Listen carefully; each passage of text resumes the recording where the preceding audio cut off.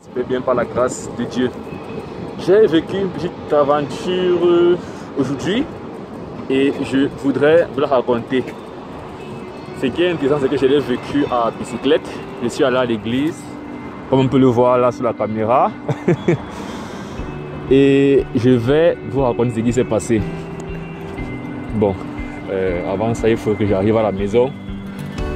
Pour que je fasse l'accident, donc on se retrouve quand je serai posé à la maison. Let's go. Dans 50 mètres, au rond-point, prenez la première sortie. Oh. Sortir du rond-point. Ok, on sort du rond-point. Dans 300 mètres, tournez légèrement à droite. Let's go.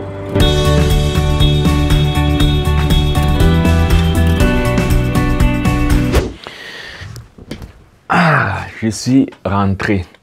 Donc, comme je disais, je suis allé à l'église à bicyclette et j'ai appris quelque chose. J'ai reçu une petite leçon de réflexion que je voudrais partager. Alors, la première chose, c'est de dire que ça fait un bout de temps que je n'ai pas mis pied dans une église. Et ici, par église, j'entends une institution organisée dans une assemblée locale avec pasteur, diacre et tout le tralala.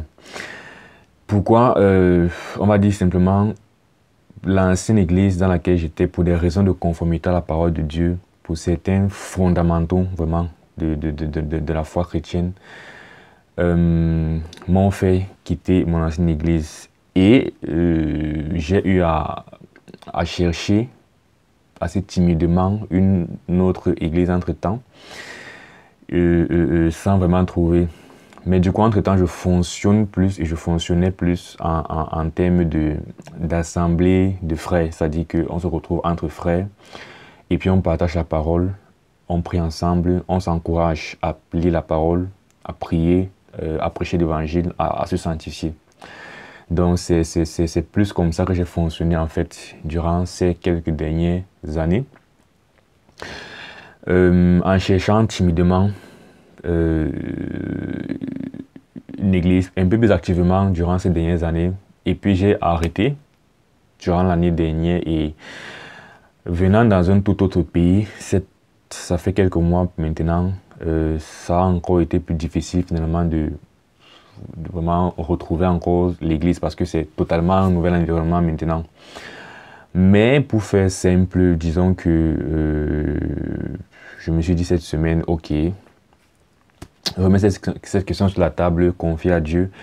Et en gros, j'ai trouvé une église et j'ai dit je vais aller aussi visiter, n'est-ce pas?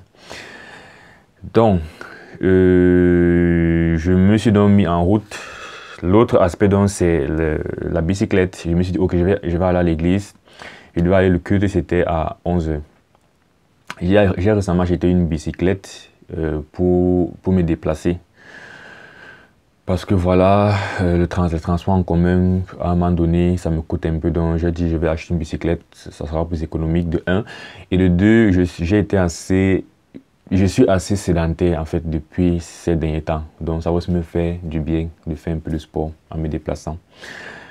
Je me suis donc dit ok, j'ai culte à 11h.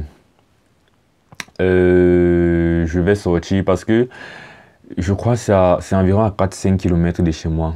Donc à pied, c'est à 1 heure de marche, 1 heure et poussière de marche. En métro, c'est à 30-40 minutes et à bicyclette à 30 minutes. Donc, je me suis dit, je vais aller en bicyclette. 10h30, je sors de chez moi. Et j'arrive à 11h, j'arrive à l'heure. Bon, mon plan était bien organisé jusqu'à ce que je me rende compte de deux choses. Première chose, c'est que ça fait longtemps, vraiment des années, probablement plus de peut-être 10 ans, hein, ou 5-7 ans que je n'ai pas pédalé le vélo. Et je parle de vraiment pédaler, je ne parle pas de petite distance, je parle de 5 km quoi.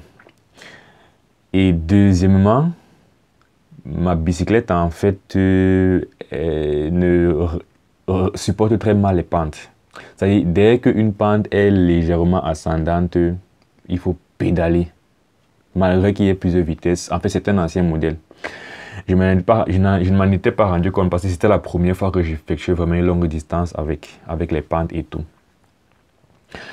Donc, même sur les terrains plats, en fait, tu sens la résistance. Donc, c'est vraiment uniquement sur les descentes que ça va.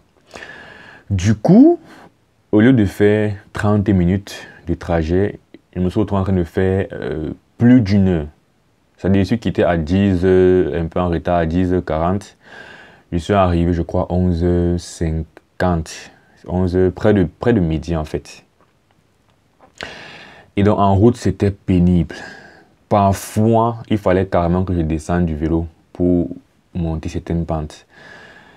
J'ai transpiré, je suis arrivé, j'étais en retard, je suis arrivé, j'étais trempé. Franchement, transpiré. Et pourtant, bon, c'est vrai qu'il ne fait pas très froid ces derniers temps. Il fait autour de 9 degrés. Mais je transpirais, j'étais franchement mouillé. Et donc, j'étais un peu fâché. En fait, très fâché même, parce que j'étais d'abord fâché contre la bicyclette. J'étais aussi fâché parce que je suis arrivé en retard, quoi. Et bon, bref, j'étais un peu fâché, donc. Mais heureusement, je suis arrivé juste avant la prédication. Donc, quelque part, une des choses les plus importantes du culte, quand même, je ne l'ai pas manqué, j'ai assisté. Et donc, durant la prédication, donc, je réfléchissais au fait que je vais juste faire environ 40 minutes parce que le culte est censé finir à 12h30, mais c'est vrai que c'est fini un peu plus tard. Mais je me disais pendant le culte, je vais à peine m'asseoir quelques temps et puis il faudra maintenant rentrer encore pour refaire le même trajet. Et il y a eu beaucoup plus de descentes en fait durant l'allée. Donc je me disais, waouh, maintenant je vais refaire toutes ces montées-là. Et donc, de deux, mon téléphone était pratiquement à plat. Et c'est avec le GPS qu'on se déplace. Donc je me disais comment je vais faire pour repartir. Bon, j'avais mon power bank, mais le temps de charger après, pour finalement repartir après, ça devait faire que peut-être je ne serais pas totalement plein pour repartir. Donc, pour retrouver la route pour rentrer à la maison, quoi. Bref, et quand je réfléchissais à tout ça, si j'ai été, en fait, parce que dans le constat que je fais et où je prends finalement grâce à Dieu et là par la réflexion, j'ai commencé à me dire, est-ce que prochainement il faudra que s'il faut que je revienne, est-ce qu'il faudra que je sorte plus tôt pour venir à bicyclette et même si je fais 1 heure de temps, ça va, je suis à l'heure. Ou que je sorte plus tôt et que je marche parce que finalement je suis arrivé également plus fatigué que si j'avais marché. J'aurais fait 1 heure en marchant mais je serais moins fatigué parce que quand tu pédales c'est plus de fond. Donc est-ce que je sors plus tôt, je vais à bicyclette et je suis à l'heure. Je sors plus tôt, je marche, je suis à l'heure, je suis moins fatigué. Ou je prends simplement les transports en commun. Ou j'achète une nouvelle bicyclette, ce qui va me coûter encore, c'est plus compliqué mais c'est plus cher et tout ça. Et quand j'étais en train de réfléchir à tout ça en fait, je me suis dit, hey, en fait, c'est-à-dire que sur le champ, je me suis dit, je ne me suis même pas dit, je ne devrais plus venir parce que c'est compliqué de venir.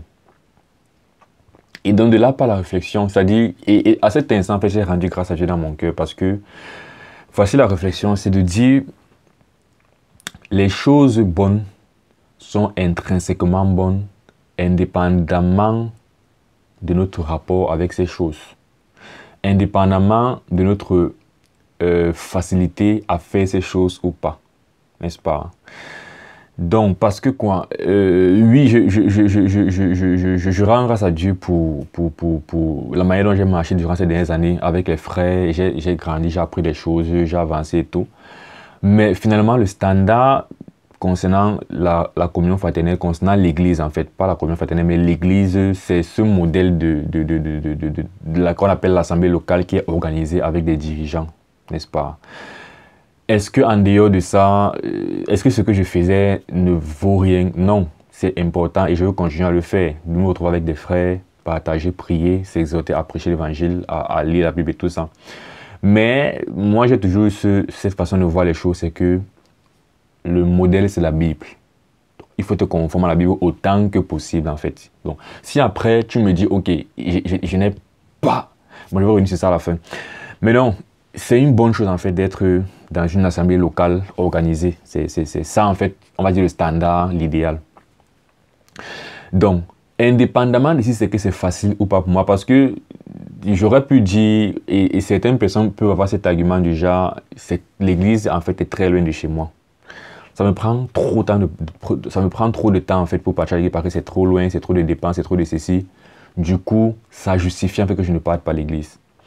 Donc les choses sont intrinsèquement, ce qui est bien intrinsèquement bien, indépendamment de mon rapport à la chose, indépendamment de s'il faut que je sorte de mon confort pour faire et pour participer à la chose. Je ne peux pas dire, ah dis donc, c'est trop compliqué donc je ne pars plus et j'ai raison de ne plus partir, n'est-ce pas?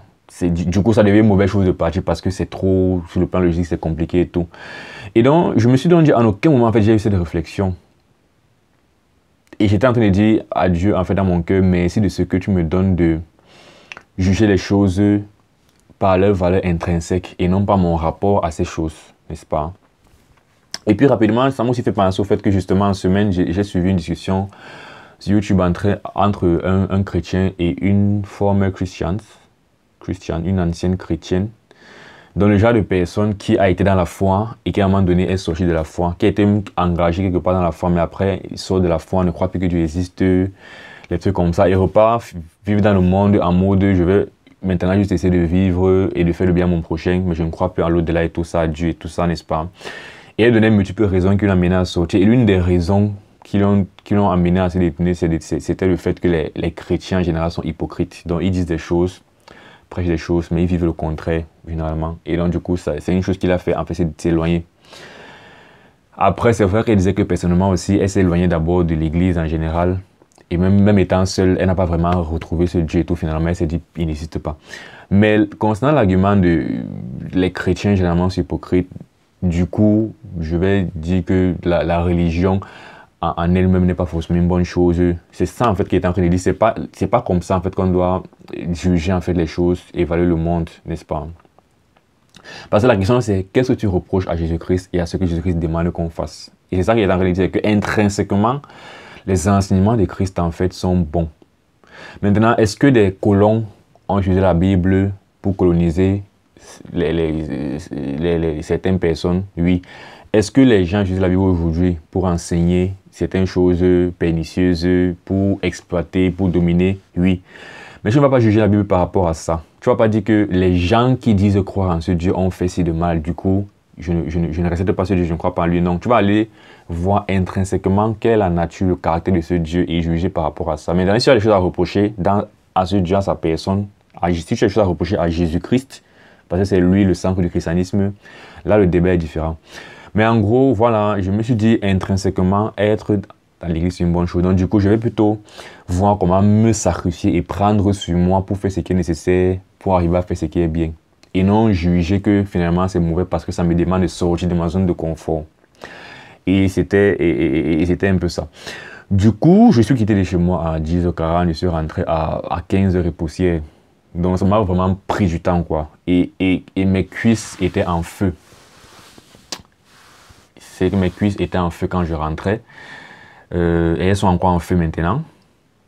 Mais voilà. Et bon, c'est vrai aussi qu'en rentrant, je me suis barré au centre de commissariat, peut-être fait 20 minutes maximum. Donc, j'ai quand même mis plus de temps que prévu. Je devais rentrer autour de 13h, 13h30, mais j'ai eu pratiquement 2 heures de retard.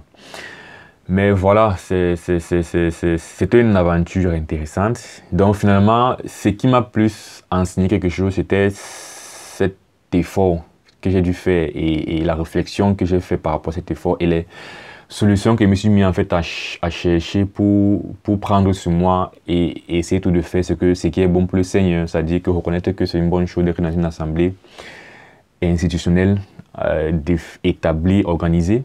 Et essayer voilà, de me conformer et de m'aligner en fait, n'est-ce pas, au standard de ce que la Bible prescrit pour nous. Voilà, c'est ce que je voulais partager avec toi. Que Dieu te bénisse. On se voit dans une prochaine vidéo. Ciao.